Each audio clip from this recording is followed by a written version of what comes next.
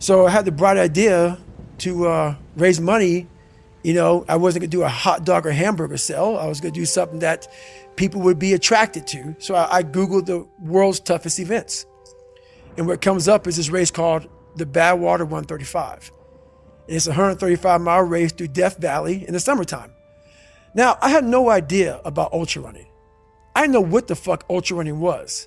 But when I saw 135 miles, I automatically assumed it was a stage race where you ran like maybe 10, 15 miles, bed down, and you got up the next morning and did it. So when I called the race director up, Chris Kosman, I'm like, hey, I would like to do this race to raise money for a foundation. He goes, have you ever run 100 miles? And I was like in a week, or like what are you talking about? He goes, no, like in 24 hours, because that's what you got to do to qualify. And I was like, is that even possible? Like, I didn't know. So anyway, he goes, no, you can't get in my race unless you qualify. And I call him up on a Wednesday, and that Saturday, and I was a bodybuilder at the time. I did cardio 20 minutes a week on the elliptical trainer every Sunday. He goes, yeah, Saturday, you're in San Diego, Saturday is a 24-hour race where you run around a 1-mile track for 24 hours. And if you can get 100 miles, I'll consider you in my race. So I'll go sign up for this race. And the first 70 miles, I'm doing pretty good. And then I hadn't sat down. I hadn't gone to the bathroom. I was drinking Mileplex and Ritz crackers. I was, eating Ritz crackers, elite high quality nutrition. So what happens when you're that ignorant and you go out to do this race and you sit down in a chair, your body's done. So I'm sitting there, and when you sit down for the first time in over 12 hours, your body's now going through some metamorphosis. Like, go fucking home, go to a doctor, get some help. But I'm sitting there and I have this urge to go to the bathroom. And there's a porta potty for me, that fucking wall, but I can't get up because my blood pressure's all messed up from my great nutrition that I was on. And so I can't stand up.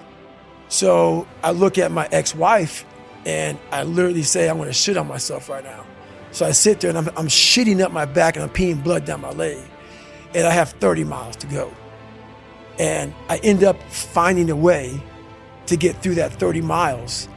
And when I got done with that race, it's the worst pain I can't even describe the pain of that last 30 miles to anybody. No one, it's very hard.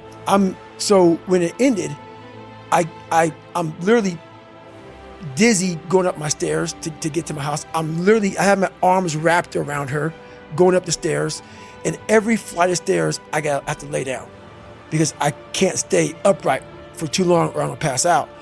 So I finally get in the house, and when I get in the house, I'm once again on the floor. I'm in the kitchen on the floor, just laying there.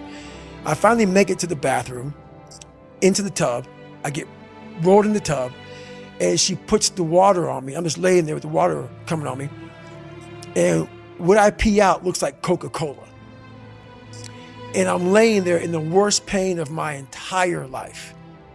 I'm shaking, I'm jacked up. And all I could think about was, I can't believe what I just done.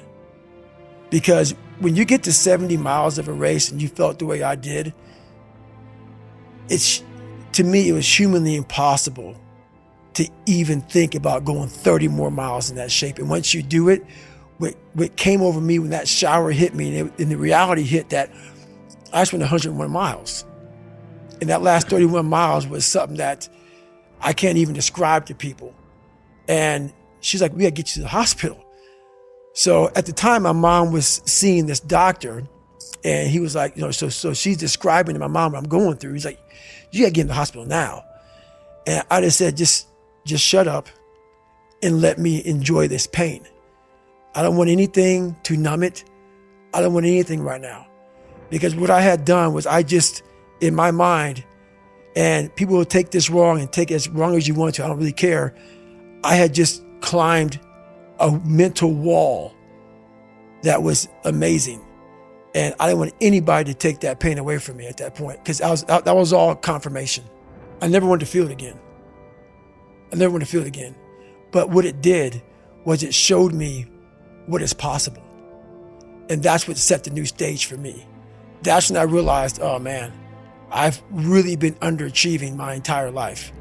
I'm not saying that you have to go to that place, because that place is a dangerous, dangerous place. You don't want to go there. But it taught me what is possible.